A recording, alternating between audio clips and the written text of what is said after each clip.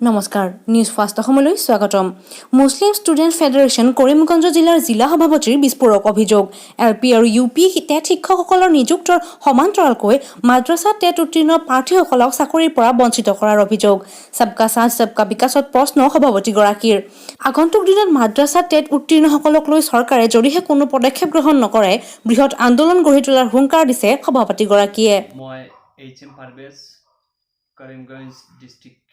MSF president মোৰ লগতে উপস্থিত হ'ল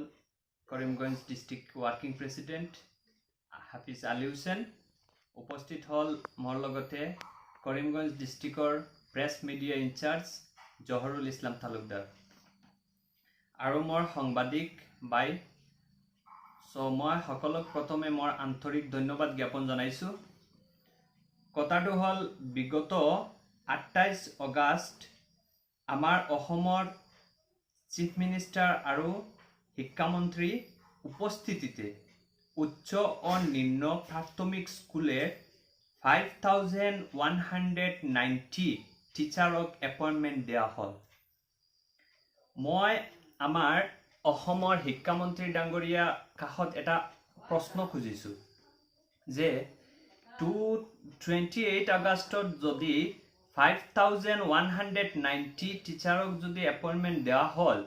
তেনেহ'লে 2015ৰ মাদ্ৰাছা টেট কোৱালিফাইড কেণ্ডিডেটৰ এক্সাম হ'ল তেতিয়াবিলাকক এক্সামত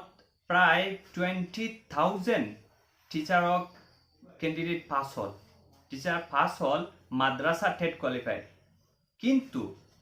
মই চিন্তা কৰি পোৱা নাই 28 আগষ্টত যদি 5190 টিচাৰক এপইণ্টমেণ্ট দিয়া হ'ল তেনেহ'লে কিয় বাদ দিয়া মাদ্ৰাছা টেটবিলাকৰ টিচাৰক নিযুক্তি কিয় নিদিয়ক সেইটো মই প্ৰশ্ন কৰিছোঁ মই আমাৰ অসমৰ শিক্ষামন্ত্ৰী ডাঙৰীয়াৰ কাষত আৰু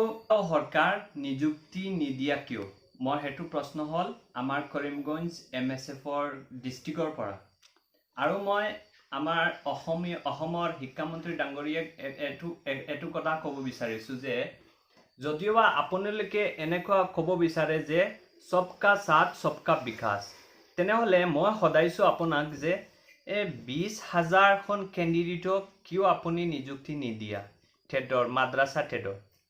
সেইটো মই বিনম্ৰ অনুৰোধ জনাইছোঁ আমাৰ কৰিমগঞ্জ ডিষ্ট্ৰিক্ট MSFৰ পৰা আপোনাক বিনম্ৰ অনুৰোধ জনাইছোঁ যে আপুনি যিমানে হয় আপুনি সেইবিলাকৰ এপইণ্টমেণ্টটো দি দিয়ক নতুবা আমাৰ কৰিমগঞ্জ MSFে বৃহত্তৰ আন্দোলন গঢ়ি তুলিব news desk report news first Assam